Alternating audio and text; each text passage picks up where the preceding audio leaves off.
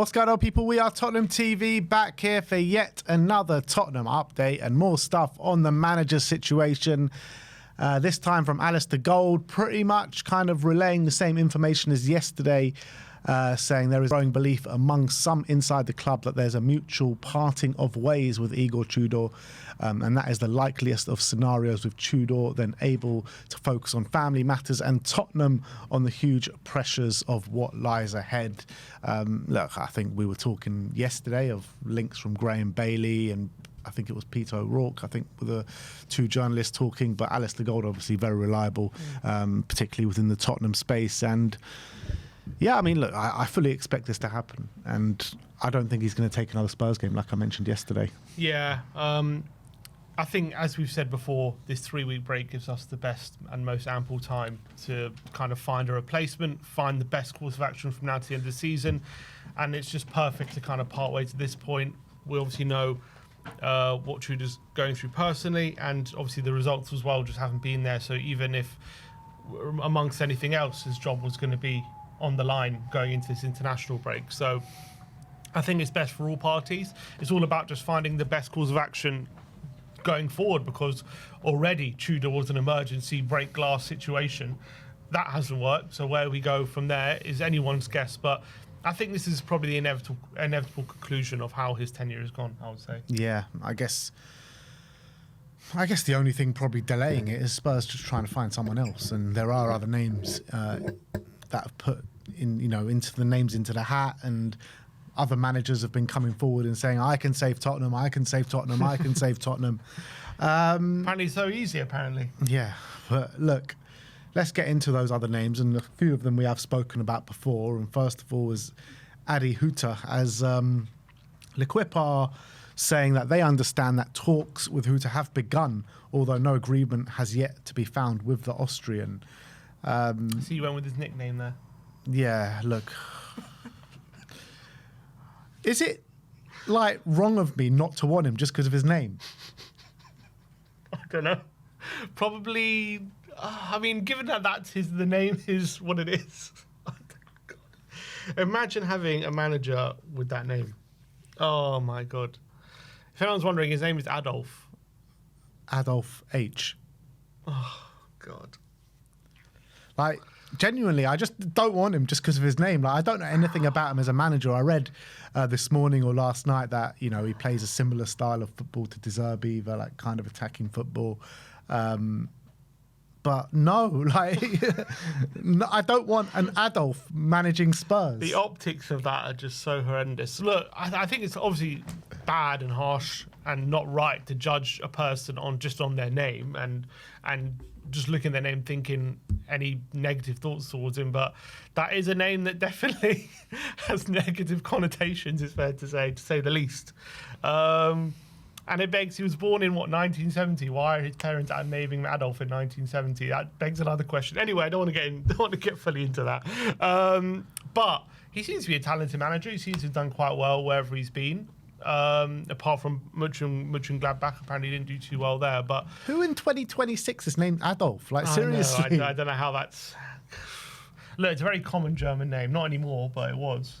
Yeah, it was. It was, and I think for very good reason is no longer. But he's Austrian, and yeah.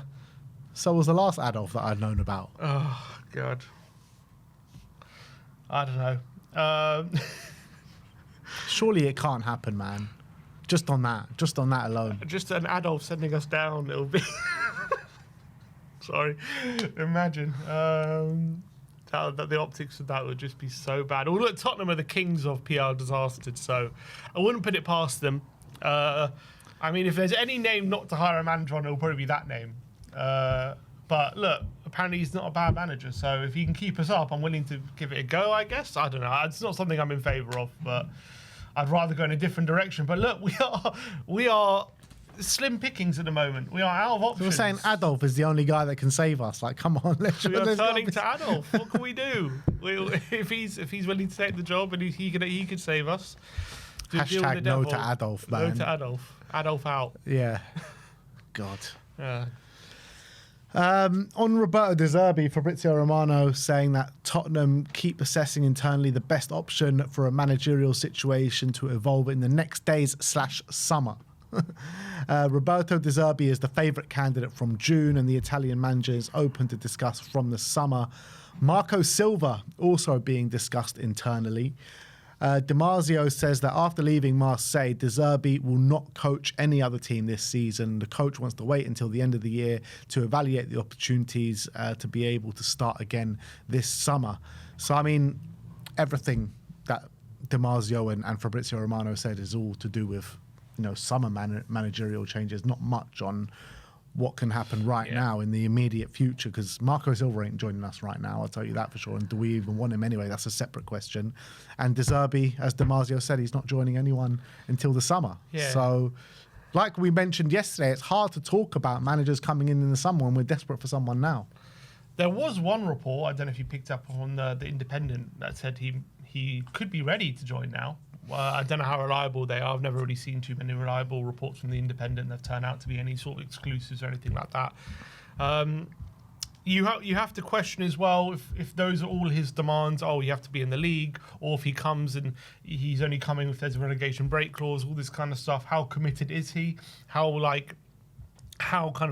much energy and excitement and passion has he got for actually being Tottenham manager, or is he coming for a payday to kind of keep us in the division and or whatever? If he actually does come now, coming next season, I don't know. I just feel like he's, whatever you want to say about what he did at Marseille, clearly they had some sort of plan operation going on. He did well at Marseille. He did all right. He did well, and what I'm saying about the club structure, they had a clear plan of getting like ready-made or underutilized players from either the Premier League or other leagues, and it was a bit of a mishmash of misfits, but they all kind of at one point in their careers were very good players, the likes of Aubameyang, Rabiot, Højbjerg, good players who were kind of not used in their current teams but had at one point been very good players, and he backed himself to get the best out of those players. Obviously Brighton was very different. It was kind of that data model of recruitment, signing those kind of startlets from unknown leagues and turning them into stars. So that, my point being, he's come into clubs with structures where they know what they want. There's a proper holistic approach there. He comes in a very settled situation. Tottenham is just very, very different to that. We would basically be asking De Zerbi to kind of bring in the structure himself in a way, because we don't know how to implement any sort of structure at this football club. And him coming into that scenario, whether he'll very quickly get frustrated with it, like most managers have, but I think someone like De Zerbi, we know he's not let his feelings. Well, what's to say? He's not shy about his feelings, is he? And if he's frustrated about something and he's not happy with how some things are going, he'll let everyone know, and with no uncertain terms, he'll let everyone know. But for me, I'm willing to take the risk right now if he's willing to come right now because of the situation we're in. If he can keep us up, he's a very good manager. He's very, very talented. I think he's capable of keeping us up. So if we can get him in now, I'm willing to take that risk. If we wait till the summer, I'd rather probably go for Poch. Although I think Zerbi probably plays better football than Poch. I do think Poch is just a better fit right now, and Poch is a guy who wants to be here. He wants to be at Tottenham, and we think anyway. And he wants to come and rebuild this club from the depths we're in, and he'll do it because of his love of the club. The Derby, I don't think very clearly wouldn't have that same feeling for Tottenham. So it's either now or never for me for De Zerbi, is my point. Either we get him now and he's here for 18 months, or if in the summer, whether in the Championship or the Premier League, I don't think he's coming. I don't know if that's the way Spurs are seeing it. Fabrizio Romano is saying that he's our number one candidate for the summer. So maybe Spurs see it in a bit of a different way. I mean, I agree with you. I would prefer to go for Pochettino than a De Zerbi. I feel like De Zerbi will come in, let's say if he comes in the summer and we are still in the Premier League, I can't see that tenure lasting too long. I think that he's going to blow up at some point and he's going to end up either leaving or getting sacked because of it. And again, I can't see him coming in right this second, right now. Fabrizio is saying it's a non-starter for now and it's only for the summer, and Damasio saying he's not going to go anywhere right now either. So, yeah, I can't see I just can't see it. I just don't think it's a starter. I don't think there's going to be a world where we see De Zerbi as Tottenham manager, to be honest, at any point. And I'm unhappy about that, to be honest. I'm not bothered about it. I think he's a good manager, but I think, there's enough reasons not to like that appointment. Yeah. So the managers that have been coming out and, suggesting that they can keep us up are managers like Gus Poyet, Tim Sherwood, Harry Redknapp, these guys. And it's just like... Get them all in. Get them all in Get together. them all in. Apparently that we've been linked as well in the last 24 hours, I think, not from Team Talk or someone like that, to Chris Hughton. Chris Hughton? That's a He's throwback, been man. a few times, hasn't he, at Tottenham? He joined Tottenham as a 13-year-old boy. What was his last job? Ghana? Yeah, he got sacked by Ghana by not making out the groups in the AFCON. It's not great, is it? He's also a very pragmatic manager. We know that from his time at Brighton and other clubs. Obviously, he's someone who loves the club. I wouldn't mind him coming in as like an assistant. Obviously, he was very good. He was assistant to Martin Jol for many years. Assistant to anyone Assistant else? to many. Glenn Hoddle. Glenn Hoddle, yeah. Glenn Hoddle. He was assistant to many managers in that period. I think, wasn't he assistant to pretty much everyone from Hoddle to Martin Jol? Hoddle to Martin Jol. He was on the coaching staff anyway, maybe not assistant. Wasn't he manager at Newcastle? Yep. He brought them up, didn't he? He brought them up. He brought Brighton up as well. Pardew took over. And he brought Brighton up as well. Brought Brighton up and actually stabilised them before I think they sacked him and then they moved in a different direction. So look, he's not a bad manager. But also, these jobs are a while ago now. Yeah, exactly. He wasn't a bad manager, I should say, in his day. Obviously, not getting out of the groups of Ghana is not exactly a ringing endorsement of his latest managerial job. Obviously, I like Chris Hughton as a guy, and obviously he's a Tottenham legend and well loved here. I wouldn't mind him being part of the backroom staff. Should he come in as a head honcho? I don't know. But it wasn't not getting out the groups; it was failing to qualify for the AFCON. Well, wasn't even it? worse. Yeah. It's even worse. Bloody hell. So, because Ghana weren't in the AFCON. Wait, so he managed Kudus? Yeah. Interesting. Maybe Kudus has something to say about that. I wouldn't mind him as part of the backroom staff. I don't know. Look, any of these guys, there's no, apart from if you say to me Robbie Keane, who I'd maybe be a bit more happy about to be the actual manager. There's no, say, Tottenham legend right now, or someone with real ties to Tottenham, who you think, just get him in as manager. And maybe Harry Redknapp, but he hasn't managed in, 15 years. So with Ferencvaros now out of the Europa, maybe there is more of a possibility that we can maybe sway Robbie Keane out of Hungary. Would you, if he said, I'm only coming if you give me an 18-month deal, would you give him that? Probably would, At this point, we need someone. We need a hero. Yeah. I think I would. I would need to give it a go. Why not? But then you risk missing out on the likes of Poch and whatever in the summer if you do stay up, which is obviously the risk. But right now the risk is we're not going to be in the division, so there's no point thinking about the summer. Yeah, the thing is like, if we bring in Robbie Keane now on an 18-month deal and he kind of keeps us up but doesn't impress from now until the end of the season, and look, I think it's going to be hard for anyone to impress. That's the reality. But there might be a situation where they just go, you know what, at the end of the season, we're going to go for Poch. Yeah, and it would be worth the money in sacking Keane if that was the case. And also, if we do go down, you can keep Robbie as well.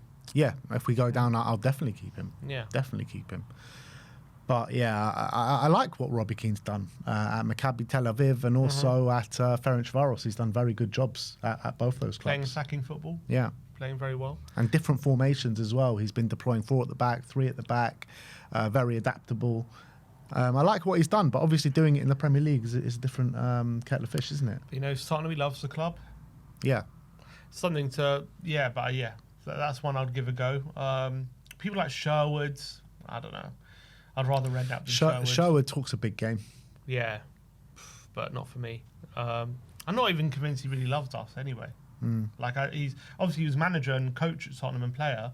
Captain for a while, but I don't know. Was there any real connection with Sherwood properly? I mean, he's just spent a lot of time at the club, so I don't see why they. Wasn't he when he was younger? Maybe. So was Harry Kane. Those were reports. So was yeah, Harry Kane. but Kane was a proper legend here, Yeah. not Sherwood. Sherwood was, had his time. It feels as though whenever Sherwood is speaking in the media, his affinities are with Tottenham more than anyone else. I don't know, he seems to shit on us a lot as well. Yeah, because so does Hoddle, because they love us so much. No, Hoddle does in a different way, I feel. Hoddle's nicer about it. Sherwood, I feel like Sherwood takes... You think he's a bit bitter? I think he takes opportunities to take a swipe at us. I think Hoddle's a bit different. Maybe. Hoddle seems to be a bit more constructive a lot of the time. I think Sherwood likes to take a swipe at Tottenham. I think that's just their characters. Maybe. Poyet, he said when he took over Sunderland, he was 7 points below the relegation line and kept them up. So if he could do that, he can keep Tottenham up. But again, that was what, 2012? Yeah, it was a long time ago. All these things are a long time ago. So football's changed a lot in the last 2 years, let alone the last 10 or 15. You know what I mean?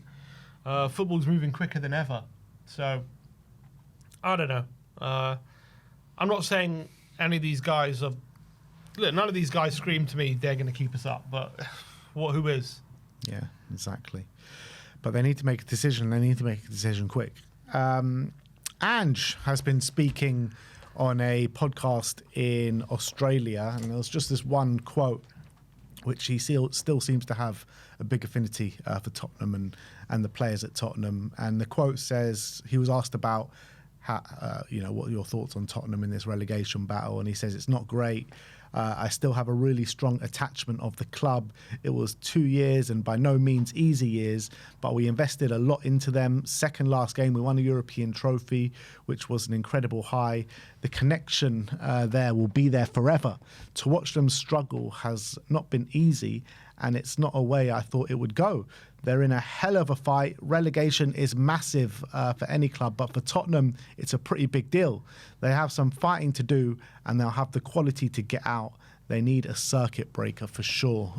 So, I mean, he was saying that, he thinks Spurs will get out of it, but it's going to be a hell of a fight. I mean, the more I think about it, you probably should just try get him back, because he's the only one that can... Talking about Tottenham legends? He's the one that actually knows these players. Like in terms of all the managers and ex-Spurs managers that we're talking about, none of them actually know the players like Ange knows the players. So he's probably the best candidate to actually get them on side as quick as possible. And not only that, he also not only does he know the players, he knows their strengths, he knows their weaknesses, where they'll fit in.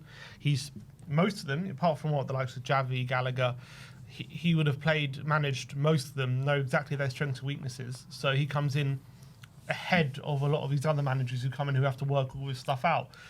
It's all well and good expecting managers or hoping managers have a quick turnaround, but they got to work these things out on the pitch. They can train and do all this stuff in training all they want, but it's a different kettle of fish once you're on the pitch. And all these managers need to know who they can trust. They need to play players in different positions to figure out if they can get what they want out of those players in those certain positions, and that can take a few games. And look, maybe you're good enough to work that out straight away and start getting results, but maybe it does take a few games. We're seeing with Tudor, 6 games in, he hasn't got a win.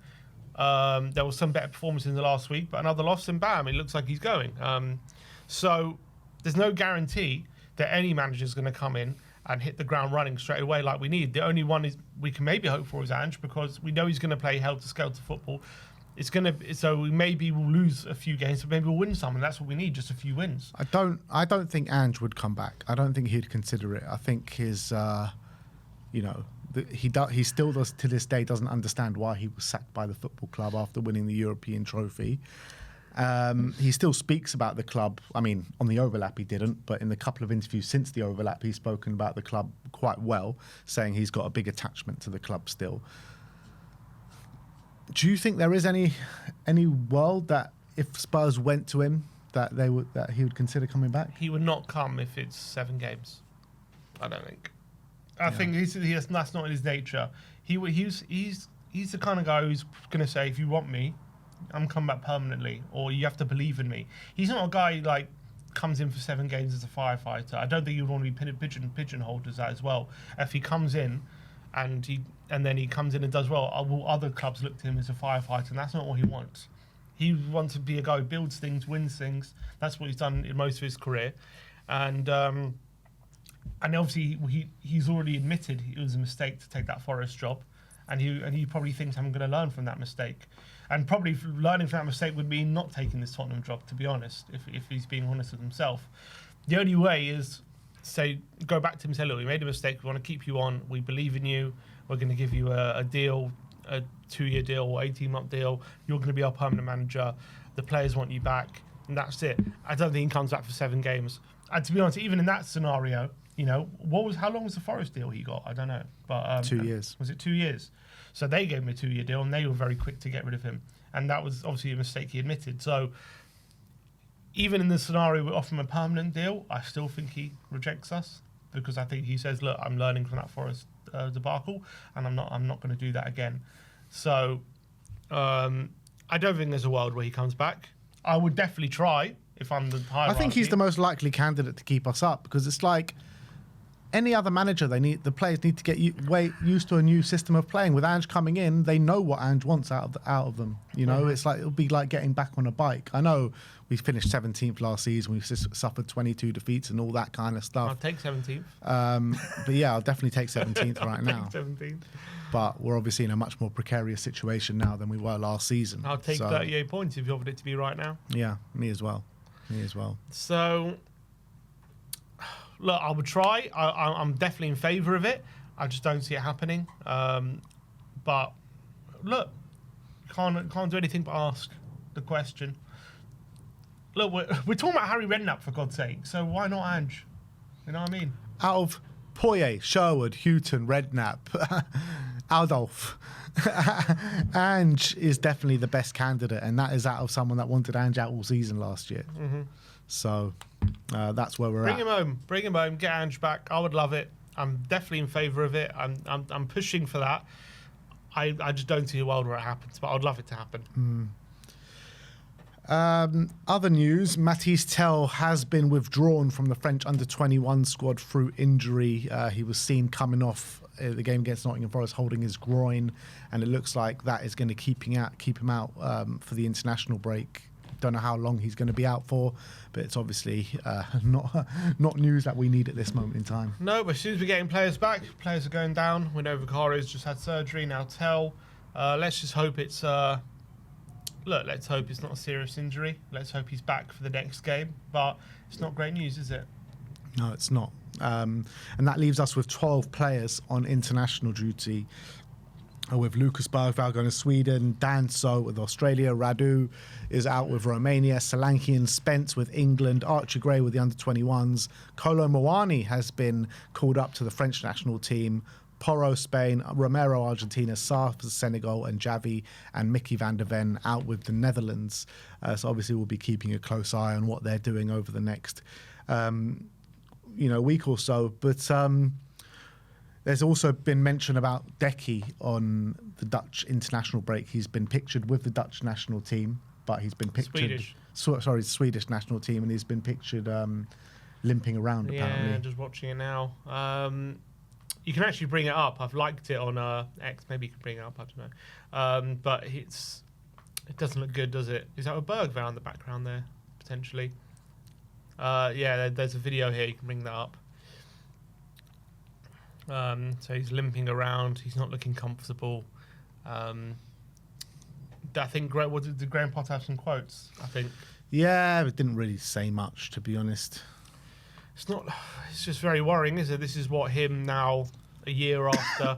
Look, we knew it was a complicated injury, but the fact that he was getting close in December and there was talk about him getting back on... There was pictures and videos of him on the grass and stuff. And then apparently he was quite close for return, and then he just kept complaining about pain in his knee and it wasn't going away.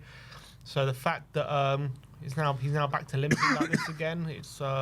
horrible. Let's just hope at some point he fully recovers and he gets the other side of this injury, but it seems to be one which is not simple, is it? Yeah, exactly. So that's that. Last but not least, there's just been a report from Sky Sports, Lyle Thomas, on Cuti Romero regarding the interest from Atletico Madrid. Obviously, we know that there was big interest last summer, but they didn't stump up the money, essentially, and he ended up signing a new contract. They're claiming that Atletico Madrid are not certain to pursue Cuti Romero again this summer. Not everyone involved in making decisions at Atletico is sold on the Argentinian World Cup winner. There are also several factors such as his price, Spurs' Premier League status, and any determination of part of the players to join them that will be important to any move if Atletico decide to make. Sources in Spain believe Atletico would be reluctant to go beyond £26 million to sign Cuti Romero, despite his contract running until 2029. I mean, like, £26 million for Cuti Romero is just nuts as their max. And you're thinking, like, obviously that's not going to get him. No. Like, that's never going to, even if we go down, that's not going to get him. So, like, obviously they don't want him that bad. Well, last summer they were talking about 45, weren't they? And he signed a contract since then. He signed a contract since then. Maybe they're banking on the fact we go down and they get a cheap deal. I don't know. There's a cheap deal and there's 26 million. 26 million would be ridiculously cheap. Obviously, we will be in a dire situation, won't we? And he's obviously not going to want to stay, so that kind of twists our arm a bit. I would say you're surely at least 35 million, something in that ballpark if we go down. 26 million seems ridiculously short change. But again, if it was Daniel Levy in charge of Atletico, he would try and do something like that, wouldn't he? And he would try and use our situation against us massively. So it kind of depends how desperate we are. And we know he's going to want to leave. We know he's not going to want to play in the Championship. It's all about how desperate we are to kind of get him out of the club, in the sense that, does it have to be as low as 26? Can we hold out for any more? It's hard to say, really, until we're there. If we do stay up, I don't think they're getting him for 26 million. I do think there'll be other clubs in for him, to be honest. And I think that there'll be a bit of a bidding war. Yeah, I think so. All right, so that is your Tottenham update for today. Let me know in the comment section below your thoughts regarding all the news stories that we have brought you today.